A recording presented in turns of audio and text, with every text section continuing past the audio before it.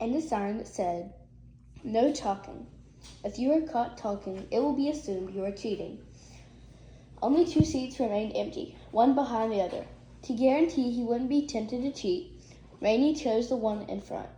A clock on the wall struck 1 just as Rhonda Kazembo dropped into the desk beside him.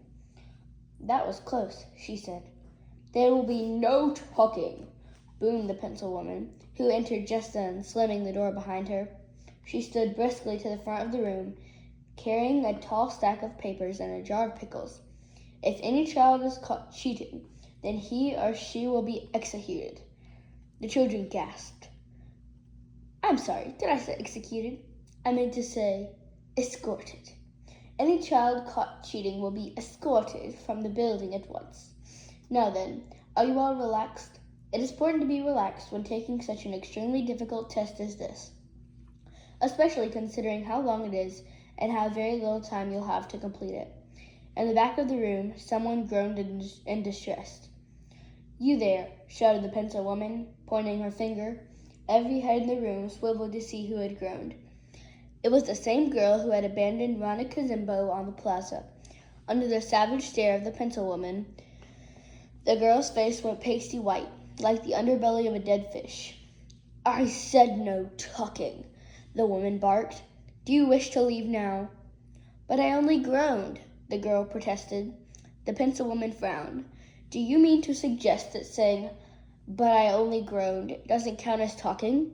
The girl, frightened and perplexed, could hardly muster a shake of the head. "Very well, let this be a warning to you, to all of you. From this moment on, there will be no talking, period. Now then, are there any questions?" Rainey raised his hand. "Rainey Muldoon, do you have a question?" Rainey held up his broken pencil and made a pencil sharpening motion with the other hand. "Very well, you may use the pencil sharpener on my desk." Rainey hustled forward, sharpened his pencil. He felt all eyes upon him as he ground away, checked the tip and ground away again, and hurried back to his seat. As he did so, he noticed Rhonda Kazembo slipping a tiny piece of paper from the sleeve of her cloud dress. The list of test answers. She was taking quite a risk, Rainey thought, but he had no chance to reflect on it further, as the pencil woman now launched into the rest of her speech. "You shall have 1 hour to complete this test," she barked, "and you must follow these directions exactly. First, write your name at the top of the test. Second, read all the questions and answers carefully. Third, choose the correct answers by circling the appropriate letter. Fifth, bring the completed test to me. Sixth, return to your seat and wait until all the tests have been graded, at which time I will announce the names of those who pass." The children were shifting uneasily in their seats. What had happened to the 4th step? The pencil woman had skipped from 3rd to 5th. The children looked at one another, not daring to speak. What if the 4th step was important? Rainey was waiting, hoping someone else would raise a hand for a change. And when no one did, he timidly raised his own. "Yes, Reynard?" He pointed to his mouth. "Yes, you may speak. What is your question?" "Excuse me, but what about the 4th step?" "There is no 4th step," she replied. "Any other questions?" Utterly baffled now, the children held their tongues. "To pass this test," the pencil woman went on, "you must correctly answer every question, by which I mean every question. If you skip even one question or answer one incorrectly, you will fail the test." "No problem," whispered Rhonda Kazembo from behind Rainey. The pencil woman's eyes darted to the side of the room. She stared hard at Rainey, whose mouth went dry. Why on earth didn't Rhonda keep her mouth closed? Was she trying to get them thrown out? "You may begin the test as soon as you receive it," said the pencil woman, turning away at last, and Rainey resisted the urge to sigh with relief. Even a sigh might disqualify him. Besides, what relief he felt didn't last long. The pencil woman had begun handing out the tests. The first child to receive one was a tough-looking boy in a baseball cap who eagerly grabbed it, looked at the first question, and burst into tears. The girl behind him looked at her test, rubbed her eyes as if they weren't working properly, and then looked again. Her head wobbled on her neck. If you begin to feel faint, said the pencil woman, moving on to the next child, place your head between your knees and take deep breaths. If you think you may vomit, please come to the front of the room where a trash can will be provided. Down the row she went, distributing the tests. The crying boy had begun flipping through the test now. There appeared to be several pages. With each new page, his sobs grew louder and more desperate. When he reached the end, he began to wail. I'm afraid loud weeping isn't permitted, said the pencil woman. Please leave the room.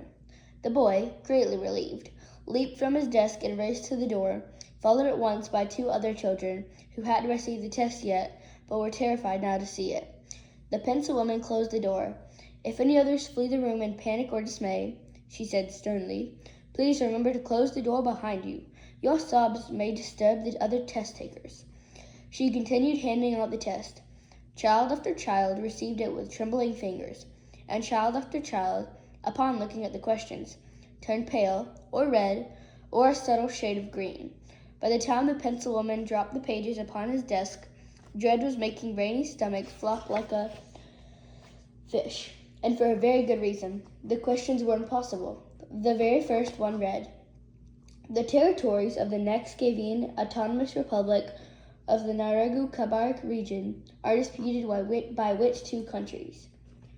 Bhutan, which under the 1865 Treaty of Sinkaluku ceded border land to Britain, and Britain, which in exchange for that land provided Bhutu with an annual subsidy, and under whose influence Britain's monarchy was established in 1907.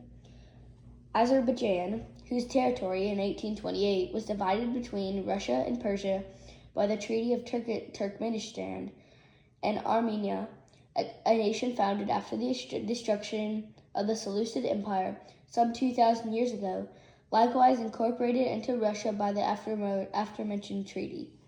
C.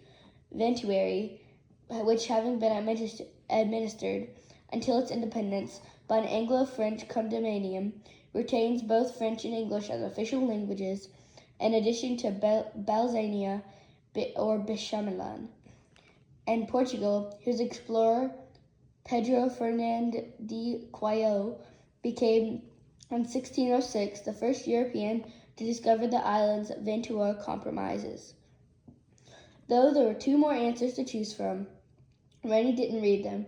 If every question was like this one, he had absolutely no hope of passing. A quick glance at the next few questions did nothing to encourage him. If anything, they got worse. And this was only the first page. All around him, children were shivering, sighing, grinding their teeth. Rainy felt like joining them. So much for those special opportunities.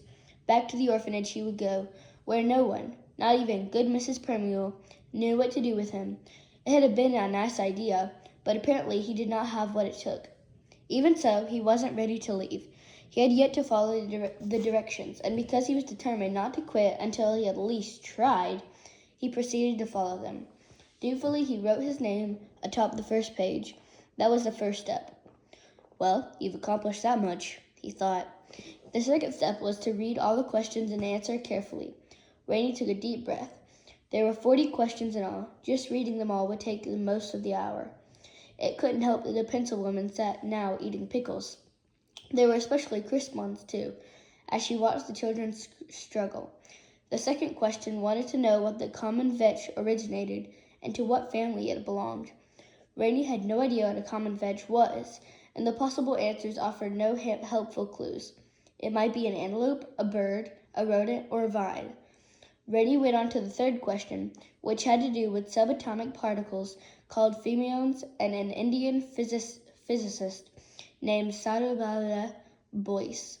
The fourth question asked what church was built by the Emperor Justinian to demonstrate his superiority to the late Theodoric's Othganian successors. On and on the questions went. To his credit, Rainy recognized the names on a few places, a few mathematic principles, and 1 or 2 important historical figures, but it wouldn't do him any good. He would be lucky to answer a single question correctly, much less all of them.